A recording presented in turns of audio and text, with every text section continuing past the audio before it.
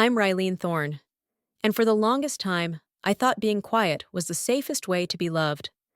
I tried not to ask for much, not to take up space, not to be a problem, but silence has a way of turning you invisible, even to the people who should see you most. I never expected life to take the turn it did, and when it did, it wasn't loud. It was slow, sharp, and changed everything I thought I knew about family. Stick around and hear the whole story. Then let me know in the comments. Was I wrong to finally speak up? Would you have done the same? I still remember that night. A summer night when I was 16. The kind of night that feels like it happened a lifetime ago, yet the memories are so vivid it's like it happened yesterday. It was the night my parents left me at a gas station. Silver Pines, to be exact. The only thing still lit was the vending machine in the corner, humming softly in the silence. It's funny how your mind can block things out until one small detail brings it all rushing back. I can still hear the buzzing of that machine, the cold wind against my face, and the faint smell of gasoline in the air. I hadn't realized how deep the wound was until I started to talk about it again. But that night, that was when I truly understood just how far they had gone to push me away. My name's Rylene Thorne, and I was never supposed to be the person I am today. At least, that's what my parents made me believe. I was always the shadow, the one who stayed quiet, who never rocked the boat, never asked for too much.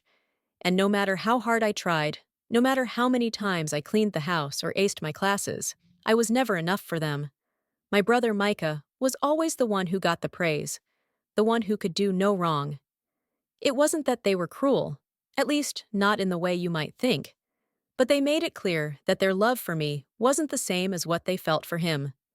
Micah was everything they wanted in a son: loud, confident, brash. He was the kind of kid who could talk back to our mom and get a laugh out of it, while if I so much as asked a question out of turn, I'd get the cold stare. And what hurt most wasn't the way they treated me, but the way they seemed to think nothing of it, like they were doing me a favor by tolerating my existence. I always thought I had to be better. Better at school, at cleaning, at being quiet, to earn their approval. But it never came. And deep down, I knew I was just there because I had to be. The summer of that year, we went on a family trip. I guess it was supposed to be our bonding time, but it didn't feel that way. We drove out to a place far from Boise, Idaho, and the whole time, I felt like an intruder in my own family. Micah and my mom had their conversations, laughing and joking, while I sat quietly in the back of the car, not even sure what I was supposed to do. I'd gotten used to it by then. I'd learned to fade into the background. That afternoon, everything changed. I don't even know what started it. Maybe it was the heat or the exhaustion. But the next thing I knew, my father, Gordon, snapped at me for something that was completely unprovoked. He always had a way of doing that, of finding something small to blow up about. "You're just like your mother," he'd say, as if it were an insult.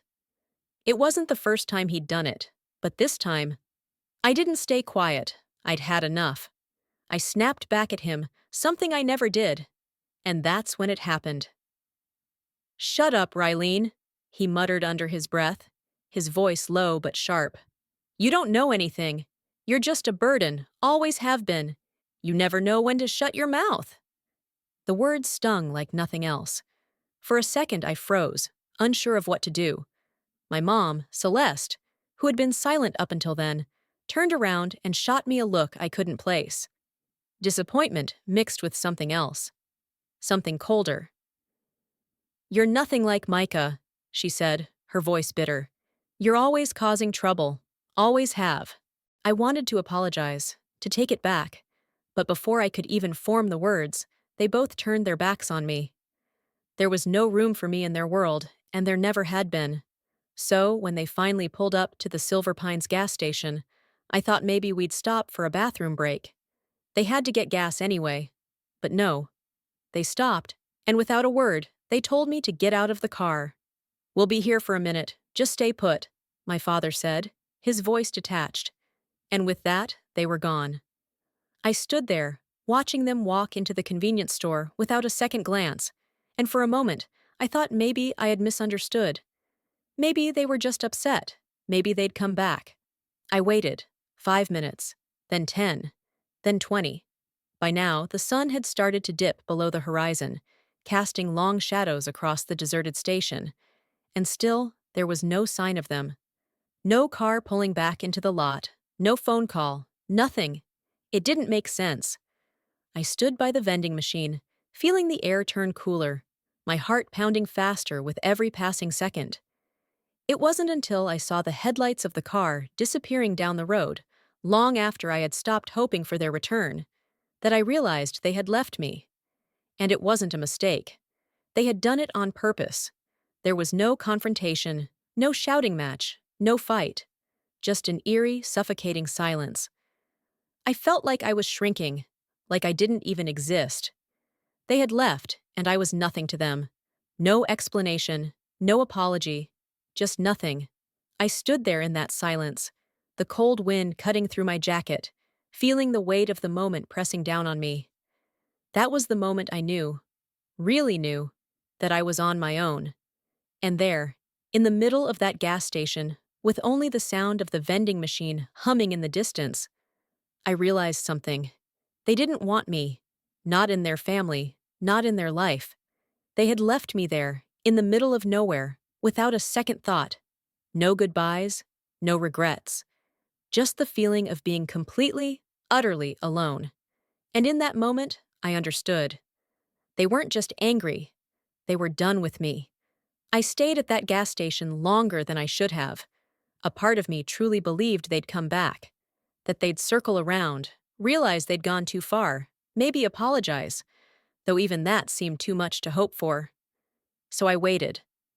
I sat on the curb outside Silver Pines, knees pulled to my chest, trying to convince myself this was just a punishment, not a goodbye. But as night stretched into early morning, reality began to settle in like cold air under my skin. I was hungry, sore, and so tired my bones ached. Still, I didn't cry. I told myself good daughters didn't make scenes.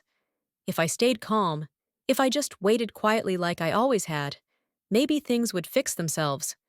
Maybe this was a test. Just before sunrise, I walked up to the cashier inside the station, a man in his late 40s who looked like he'd been working there far too long, and asked if I could use the phone. "Emergency?" he asked without looking up. "Sort of," I said. I dialed the number for home, fingers shaking more from fear than the cold. I didn't know what I was going to say if they answered. Maybe I'd pretend like nothing had happened. Maybe I'd apologize. It rang, once, twice. Then someone picked up. "Hello?" It was my mother. I froze. For a second, I couldn't say anything. I opened my mouth, but no sound came out. "Mom?" I whispered. There was silence on the other end. Heavy, intentional. Then, click. She hung up. I stood there for a while, holding the receiver like it still had something left to say.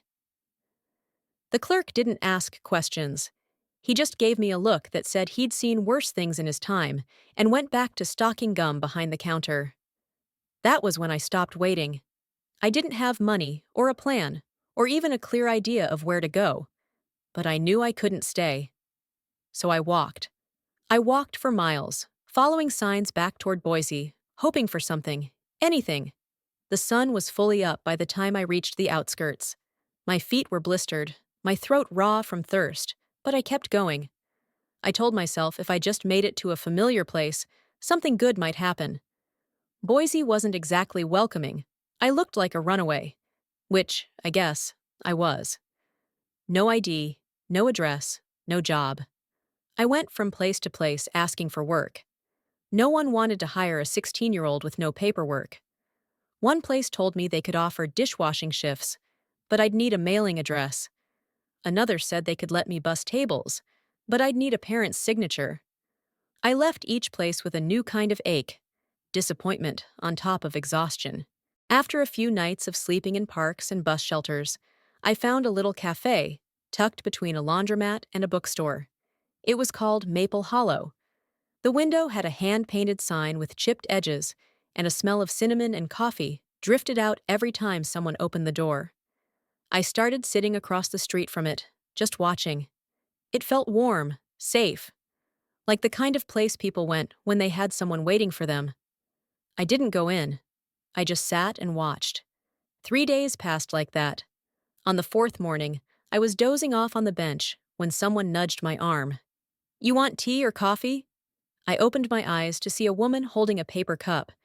She was maybe in her 40s, with soft eyes and a tired smile. Her hair was pulled back into a loose braid, streaked with silver, and her clothes smelled faintly of nutmeg.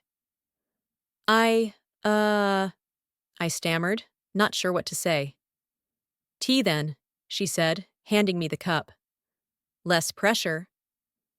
I took it with both hands, the warmth of it almost painful against my chilled fingers. "Been watching you sit out here for days," she said, settling beside me. "Figured it was time someone checked in." I wanted to lie. Say I was waiting for a friend, that I wasn't lost. But when I opened my mouth, nothing came out except one word. "Hungry." She nodded like she understood more than I'd said. "Name's Amira. I own that place," she said, jerking her head toward the cafe. "Come inside. I've got dishes that need washing and a couch that's not as hard as that bench." That was how it started.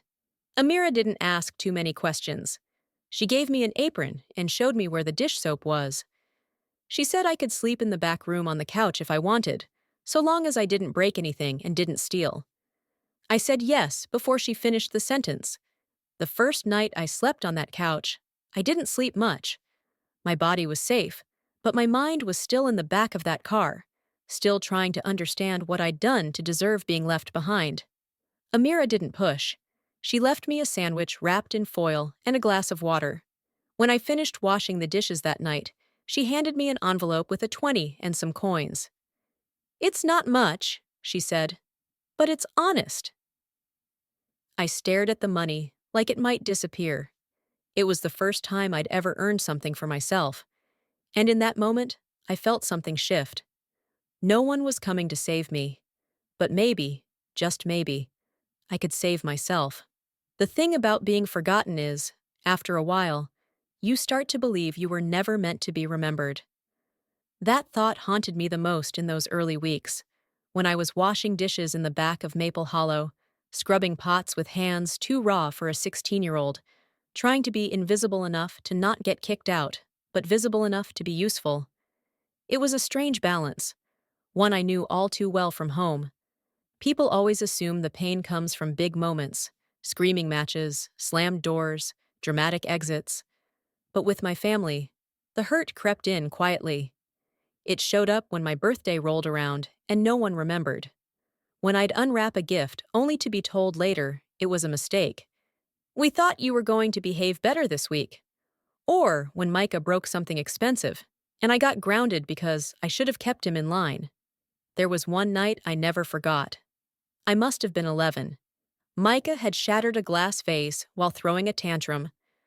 Mom walked into the room, took one look, and turned straight to me. "Why were you even in here, Rylene?" she snapped. "He wouldn't act like this if you didn't provoke him." Micah smirked behind her, like he knew exactly how the game worked. And maybe he did. Later that year, we were in the kitchen. I'd just gotten my first A+ in math, a big deal for me after weeks of studying through headaches and hunger pangs. I handed my test to Mom, hopeful for something, a nod, a smile, anything. She didn't even glance at the grade. "I swear," she muttered under her breath, "I should have had another boy." I would have named him Miles, or Marcus, anything but this. She didn't look at me when she said it. She didn't have to. I carried that sentence with me for years, wore it like a coat I couldn't take off. So now, at Maple Hollow, when I found myself alone after the lunch rush, wiping down tables and counting coins to see if I had enough for a box of cereal, the silence felt familiar. Safe, even. I didn't eat much, not because there wasn't food, but because I'd learned early on how to make hunger feel like control. I kept a notebook with every cent I spent. $1.89 for soap, $3.25 for bus fare. I didn't allow myself to buy anything unless it was absolutely necessary. Sometimes, late at night, I thought about school, about going back. But the idea felt too big, too far from where I was, like stepping into someone else's life. One night, after I'd finished cleaning, Amira poured us both some chamomile tea. She didn't say much at first. That was her way. She let silence do the talking until I was ready. Then she said casually, "I used to have a daughter." I blinked. I hadn't known. I wasn't sure if I should ask. "She died," Amira continued, eyes fixed on the steam rising from her cup. "Her father? He wasn't kind. Took me too long to see it, even longer to leave." I swallowed hard. "How did you know? When it was time to go?" She didn't answer right away. Then she looked at me, dead in the eye. "When your existence becomes the excuse for someone else's rage, it's time to stop explaining and start escaping." That line stayed with me. It echoed inside me like a bell. She didn't ask me what happened with my parents, didn't dig or demand, but that one sentence cracked something open in me. That night, I sat in the little break room with a pen and a spiral notebook Amira had left behind.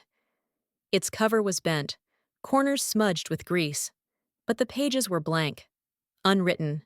I stared at it for a long time. Then I opened to the first page and wrote, "I don't need them. I'm going to write my life myself." It wasn't poetry. It wasn't even pretty. But it was mine. For once, the words didn't belong to anyone else. Not to my mother. Not to Micah. Not to the silence I'd grown up swallowing. It felt like taking a breath after being underwater too long. The truth was, my mother had a son. And it wasn't me. It had never been me. But maybe I didn't have to keep chasing a family that never really saw me. Maybe I could build something else. Something real.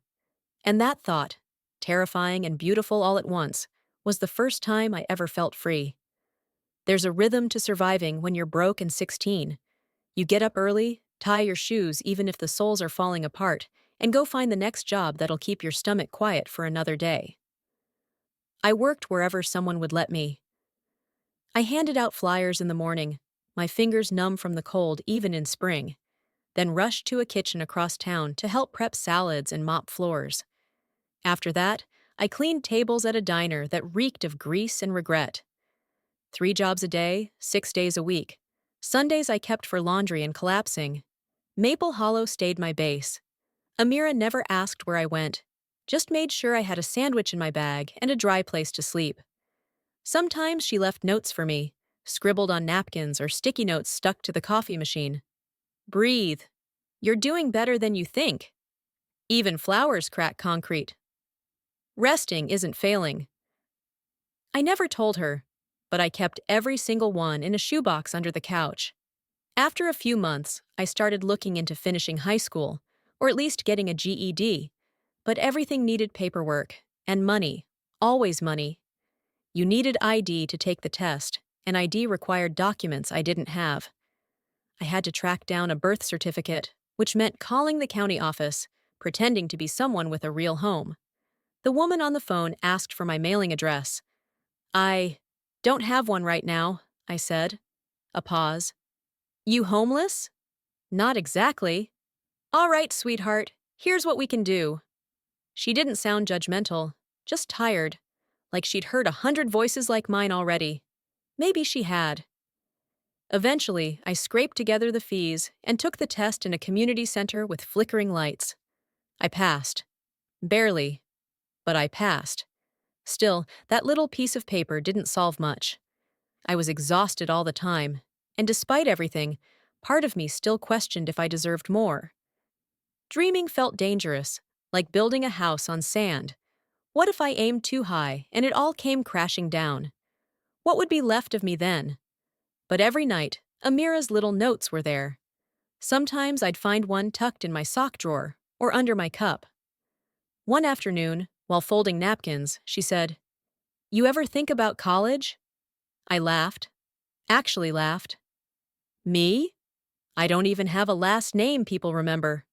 She raised an eyebrow. "You've got a story. Sometimes that's more powerful than a resume." Later that week, I saw a flyer for a scholarship at Boise State. Full tuition, room and board. The kind of thing that sounded like a scam, but was real if you were willing to bleed your truth onto paper. The prompt was simple. Tell us who you are? I sat at the corner table in Maple Hollow and stared at the screen for hours. Who was I? A daughter who got left at a gas station? A nobody who washed dishes and counted coins? A girl who disappeared into the cracks of her own family? I wrote about being invisible, about what it feels like to speak and not be heard, to clean the house and still be blamed, to make yourself small so others have room to shine. I wrote about Micah, about my mother's sharp tongue, about the vending machine at Silver Pines, humming like a heartbeat while I waited for people who never came back. I didn't try to sound smart. I didn't use big words. I just told the truth. And I forgot about it. I honestly did. Then, one morning, a letter came to Maple Hollow, addressed to me in handwriting so neat it made my chest tighten. I had gotten the scholarship. I sat on the floor of the storage room, knees pressed to my chest, crying harder than I had since that night on the curb. Not because I was scared, but because, for the first time, I felt chosen. A week later, while packing my few things into a borrowed backpack, I logged into the cafe's old laptop to check my email. There was one unread message from an address I didn't recognize. Subject: Still alive? The body of the message was just one sentence. You still breathing? It was from Micah. I stared at it for a long time. No punctuation, no warmth. Just 5 words that felt like someone cracking open a door I'd nailed shut. I didn't reply. There was nothing to say. Instead, I zipped up my bag, slipped Amira's latest note into the front pocket, "You don't owe anyone your silence," and walked out the door. Boise State wasn't fancy. The dorm smelled like bleach and nervous sweat. My backpack was falling apart. Everyone around me had parents dropping them off, hugging them tight.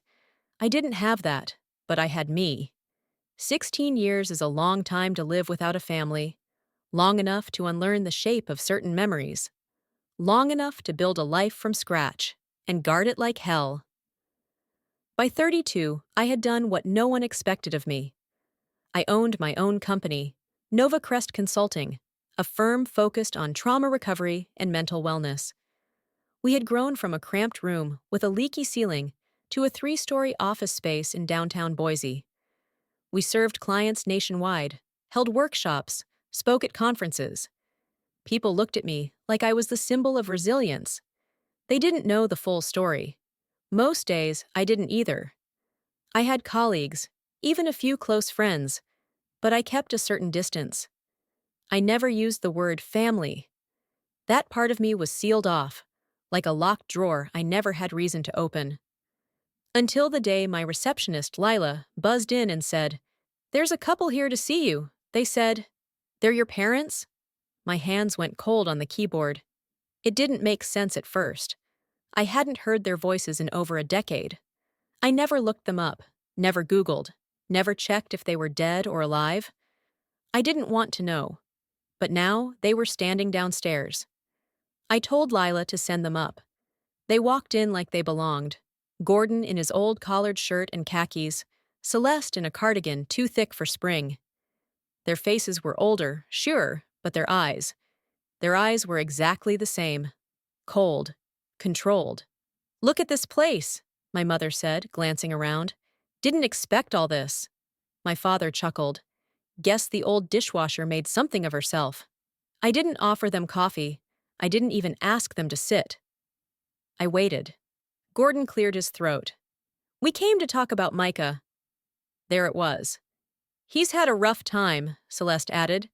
"You know how this economy is." I stared at them, blank-faced. "He got into some trouble," my father continued. "Legal stuff, debts. People are threatening him. We're barely making it as it is." "And you're doing well," Celeste cut in, her voice almost sweet. "We saw the articles.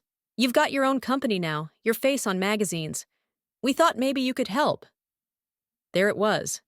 The twist in the knife. Not a single word about that night. Not a mention of the gas station, of the silence, of the years. Help? I said slowly.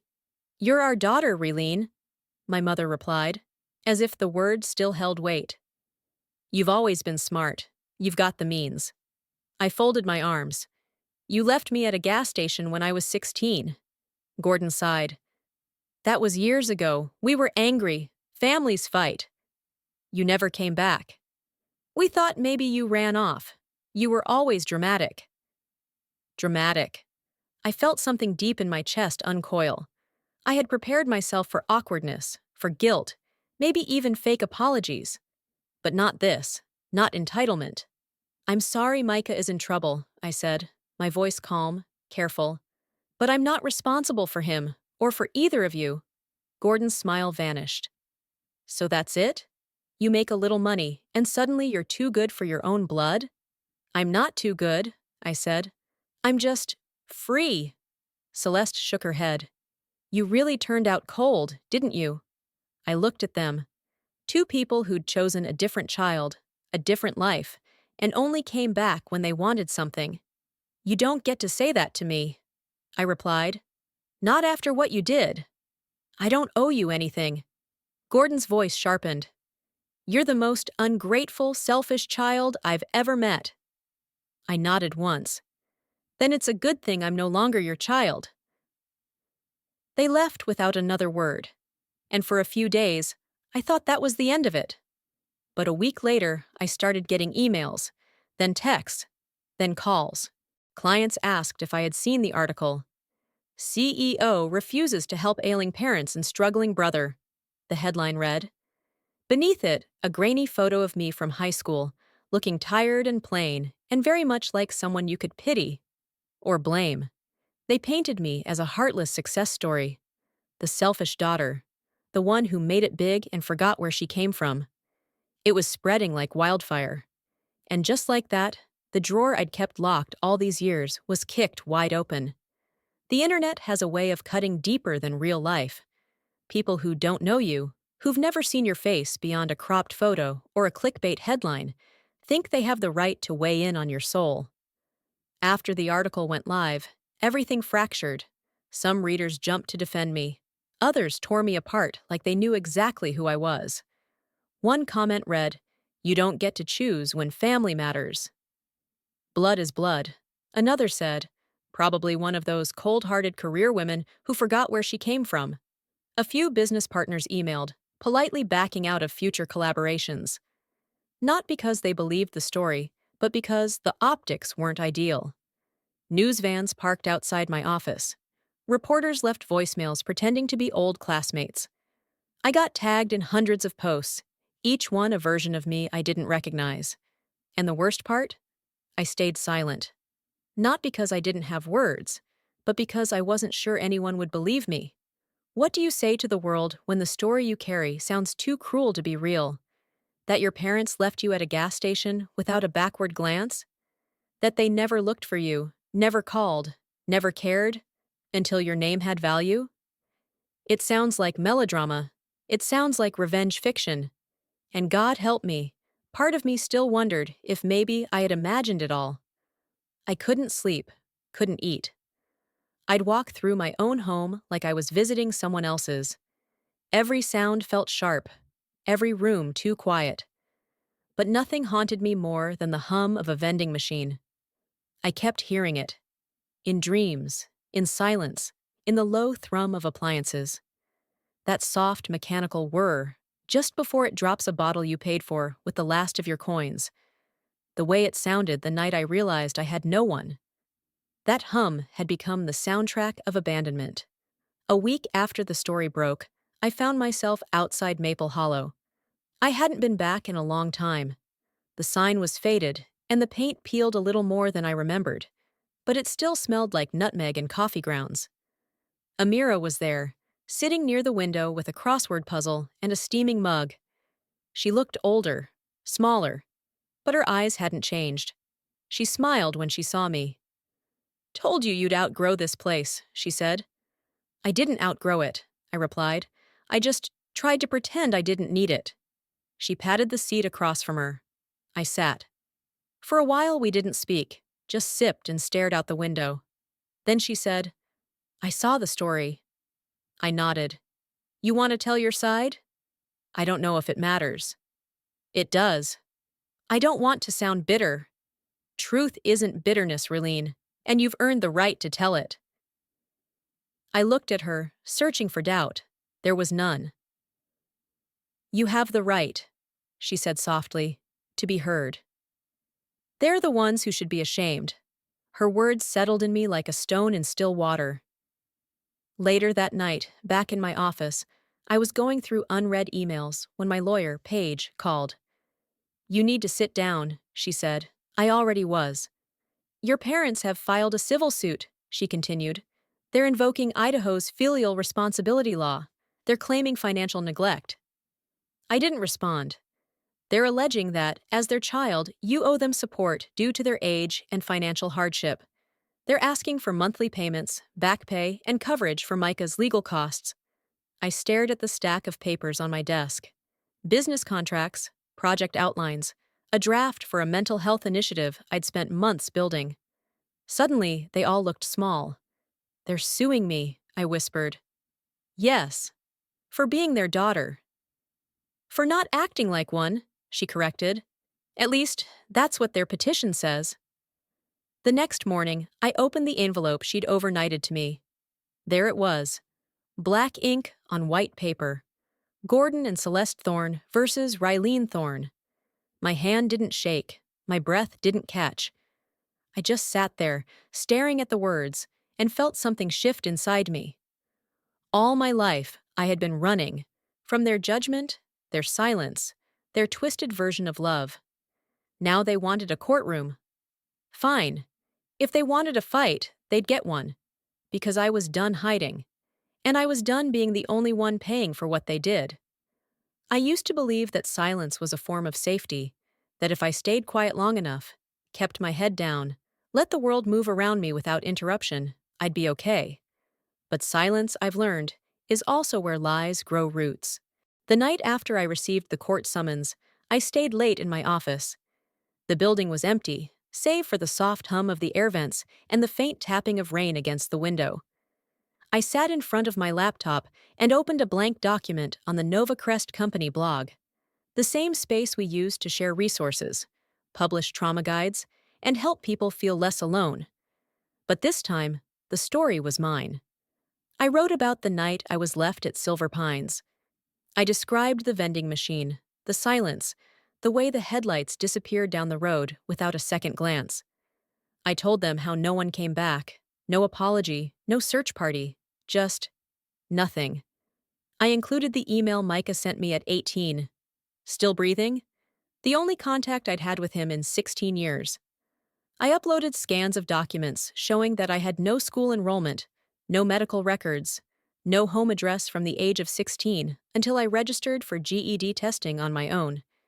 And I ended the post with a note from Amira, her personal statement that I had shown up at her cafe alone, scared, with no one looking for me.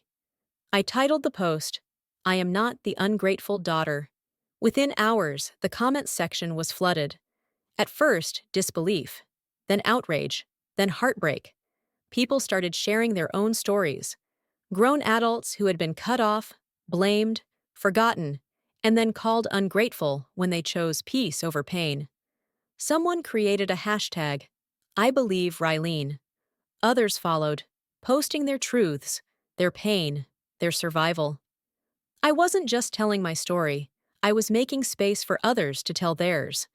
The courtroom smelled like old wood and cold air. Cameras weren't allowed inside, but reporters lined the steps outside, waiting. My hands were steady, my spine straight. I wasn't there to win. I was there to speak. Gordon and Celeste sat at their table like nothing had changed. My father looked irritated, like he couldn't believe this had come this far. My mother dabbed at imaginary tears, glancing around to make sure the right people were watching. The judge called us to order. Gordon was the first to speak. He raised his voice, pointed at me, painted me as cold, distant, cruel. She abandoned us, he said. She turned her back on her own blood. Celeste followed, her voice trembling. We begged her to be part of the family again. We asked for help, not for us, for Micah, but she's too proud, too angry. The judge turned to me. I stood, took a breath. I was 16 when they left me at a gas station off Highway 84. No phone, no money, no goodbye. I waited for hours, thinking it was a mistake, that they'd come back. They never did. I didn't yell, I didn't cry. I just spoke. I built my life from the ground up, alone. And now, after 16 years of silence, they've come back. Not to apologize, not to reconnect, but to demand. To sue. The courtroom was quiet. I reached into my bag and held up a photo. Me at 16, standing outside Silver Pines, eyes wide and hollow. This is who they left behind. When I sat back down, I felt no shame, no weight, just clarity. The judge didn't take long.